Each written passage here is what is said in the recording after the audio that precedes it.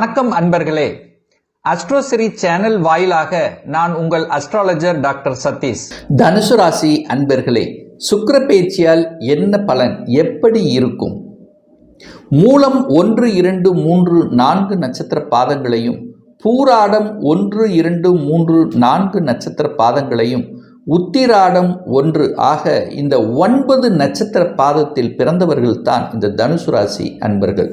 பொதுவாக தனுசு அப்படின்னாலே குரு நல்லவர்கள், எல்லாத்திலையும் நல்லதாக நினைக்கக்கூடியவர்கள், காலச்சக்கரத்தினுடைய 9வது இடம்ல பாக்கியசாலிகள், அதிர்ஷ்டசாலிகள் அப்படின்னு சொல்லுவேன். அதாவது பாரம்பரிய தன்மையில் இருக்கின்றவர்கள், குருவினுடைய ஆசிகளை பெற்றவர்கள் அப்படின்னு சொல்லுவேன். சுயநலம் இல்லாமல் பொதுநலமாக செயல்படக்கூடிய தன்மை கொண்டவர்கள், ஒரு இலக்கு நிர்ணயித்து விட்டால் அதை அடையக்கூடிய தன்மை கொண்டவர்கள் இந்த தனுசு ராசி அன்பர்கள். ஸோ அப்பேற்பட்ட அந்த தனுசு ராசி அன்பர்களுக்கு அந்த சுக்கிரனுடைய பெயர்ச்சியானது, அதாவது இதுவரைக்கு 5ஆம் இடத்தில் இருந்து வந்த சுக்கிரன் இப்போ 6ஆம் இடத்துல பயிற்சியாகிறார். அந்த சுக்கிரனுங்கிறது யாரு அப்படின்னா இந்த தனுசு ராசி என்பர்களுக்கு 6க்குரியவன், அதே சமயத்தில் லாபத்தை கொடுக்கக்கூடியவனும் அதே சுக்கிரன் தான். கடன், நோய், எதிர்ப்பு, பகையை கொடுக்கக்கூடியவனும் சுக்கிரன், லாபம், மனமகிழ்ச்சி, சந்தோஷத்தை கொடுக்கக்கூடியவனும் அதே சுக்கிரன் தான். அந்த சுக்கிரன் 6ஆம் இடத்தில் வந்து அமர்ந்து கொண்டு ஆட்சி பலத்தோட வலிமையாக இருக்கார். அப்போது 6ஆம் இடம் என்பது எதிரியை குறிக்கக்கூடிய தன்மை.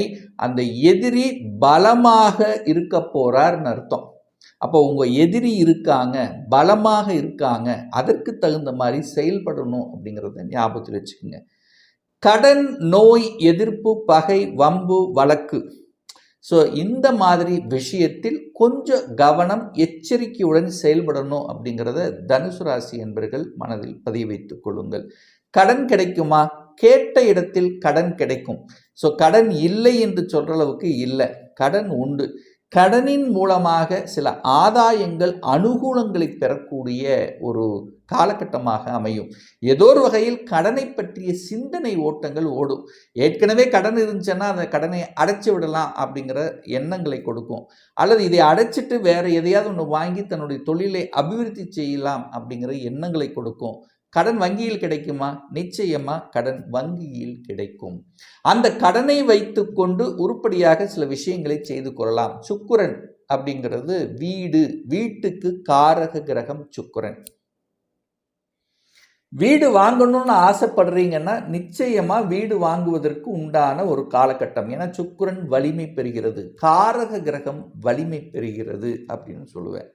அது 6ஆம் இடத்தில் இருக்கிறதுனால கடனை வாங்கி ஒரு வீட்டை வாங்கக்கூடிய அமைப்பு, சந்தர்ப்பங்களை உருவாக்கும். அப்போ புது வீடு வாங்கக்கூடிய யோகம் இருக்கிறது. வாகனத்துக்கு காரகனும் அதே சுக்கிரன் தான். அந்த சுக்கிரன் பலமாக இருக்கும்போது வாகனங்களை வாங்கி கொள்ளக்கூடிய அமைப்பும் இந்த காலகட்டத்தில் பிரகாசமாக இருக்கிறது. ஸோ வாகனம், வீடு சிறப்பு பெறும். அதே சமயத்தில் லாபாதிபதியும் அதே சுக்கிரன் தான். அப்போ உங்களுக்கு லாபத்தையும் சேர்த்து கொடுக்கணும் அல்லவா? அப்போ தொழிலில் லாபத்தை கொடுக்கக்கூடிய அமைப்பு இந்த காலகட்டம் சிறப்பு பெறுகிறது. ஏன்னா உங்கள் ராசி அதிபதியாக இருக்கக்கூடிய அந்த குரு பகவானும் 11ஆம் இடத்தை பார்க்குறார். அப்போ 11ஆம் இடம் என்பது லாபத்தை கொடுக்கக்கூடிய இடம். அப்போ உங்களுடைய பார்வை எல்லாம் அந்த லாபம் அப்படிங்கிற அமைப்பின் மீது பதிகின்ற காரணத்தால் லாபத்தை அடைவதற்கான அத்தனை முயற்சிகளும் உங்களுக்கு சக்சஸ் கொடுக்கும் அப்படிங்கிறது அமைப்பு. அப்போ இந்த காலகட்டத்தில், இந்த சுக்கிர பயிற்சி காலகட்டத்தில் நிச்சயமாக உங்களுக்கு தன பிராப்தம், தன லாபம் கிடைக்கக்கூடிய அமைப்புகள் சிறப்பு பெறுகிறது.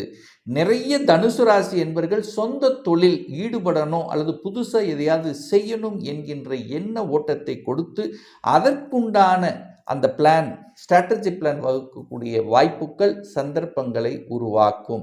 ஸோ இந்த காலகட்டத்தில் தான் நாம் இதுவரைக்கும் வேலை பார்த்தது போதும், இனி நம்ம ஒரு சொந்த தொழில் தனியாக எதையாவது ஒன்று பண்ணி நம்ம சாதிக்கணும் அப்படிங்கிற எண்ண உணர்வுகளை கொடுக்கக்கூடிய ஒரு பயிற்சியாக இந்த தனுசுக்கு நிச்சயமாக அமையும். அந்த சுக்கிரன் என்கின்ற கிரகமானது யாருடைய நட்சத்திர சாரத்தில் பிரயாணம் பண்ணார் அப்படின்னா, அதாவது இந்த ஜூலை மாதம் 8ஆம் தேதி வரை, அதாவது 29/6/2025 8/7/2025 வரை. ஸோ இந்த காலகட்டத்தில் சுக்கிர பகவான் சூரியனுடைய நட்சத்திர சாரத்தில் பிரயாணம் பண்ணுறார். அந்த சூரியன் பார்த்தீங்கன்னா 7ஆம் இடத்துல உட்கார்ந்துருக்கு.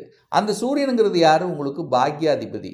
அப்போது பாக்யாதிபதியினுடைய நட்சத்திர சாரத்தில் பிரயாணம் பண்ணும்போது நிச்சயமாக உங்களுக்கு ஒரு நல்ல பாக்கியத்தை கொடுக்க காத்து கொண்டிருக்கிறது.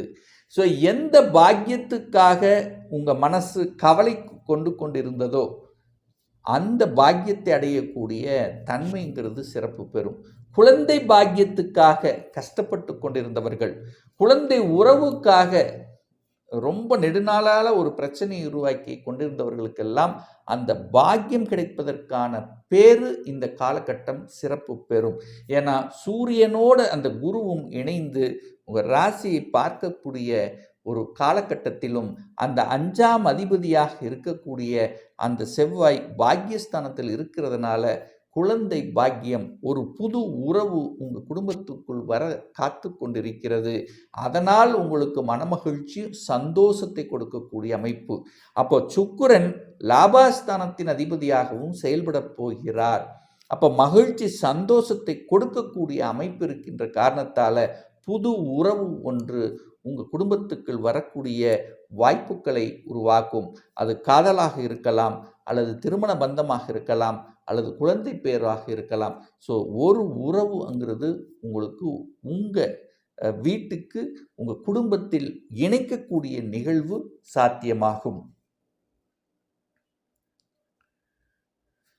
அந்த சுக்கிர பகவான் அதற்கு அப்புறம் பார்த்தீங்கன்னா 8ஆம் தேதியிலிருந்து, அதாவது 8 ஜூலையிலிருந்து 20 ஜூலை வரைக்கும் சந்திரனுடைய நட்சத்திர சாரத்தில் பிரயாணம் பண்ணுறார்.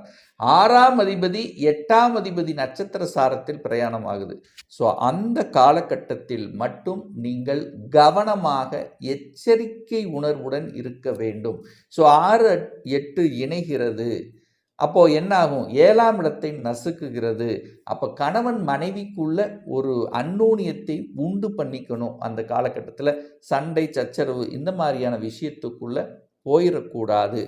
அதே சமயத்தில் கடன் வளர்க்கும் என்கின்ற அமைப்புனால அந்த காலகட்டத்தில் கடன் வாங்கிறது, அல்லது கடன் சார்ந்த விஷயத்தில் பிரச்சனைக்குள்ளே போய் சிக்கிக்கிறது, இல்லை வம்பு வழக்கு கோர்ட்டு கேஸ் சம்மந்தப்பட்ட விஷயத்துக்குள்ளே போகிறது, இது எல்லாமே தடை செய்ய வேண்டும். அதாவது நெகட்டிவ் விஷயங்களுக்குள்ளே போகக்கூடாது அந்த காலகட்டத்தில். ஏன்னா சுக்கிரன் 6ஆம் அதிபதியாகவும் சந்திரனுடைய நட்சத்திரத்தில் பிரயாணம் பண்ணும்போது அந்த சந்திரன் 8ஆம் அதிபதியாக வரும்போது 6, 8ங்கும் போது ஒரு வழியை கொடுக்கக்கூடிய அமைப்பு இருக்கிறதுனால அந்த காலகட்டத்தில் கொஞ்சம் கவனமாக இருக்கணும்.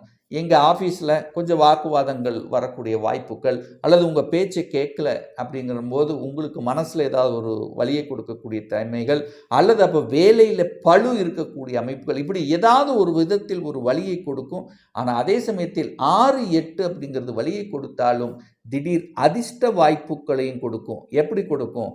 திடீர் டிரான்ஸ்ஃபர் கிடைக்கும், திடீர் ப்ரமோஷன் கிடைக்கக்கூடிய வாய்ப்புகள், வேலை இல்லாதவர்களுக்கு திடீர் வேலை வாய்ப்பு கிடைக்கக்கூடிய அமைப்புகள், அல்லது தன்னுடைய ஊரை விட்டு வெளிநாட்டுக்கு செல்லக்கூடிய வாய்ப்புகள், சந்தர்ப்பங்கள், இப்படி திடீர் ஷேர் மார்க்கெட்டில் திடீர் பணவரவு கிடைக்கக்கூடிய அமைப்புகள்.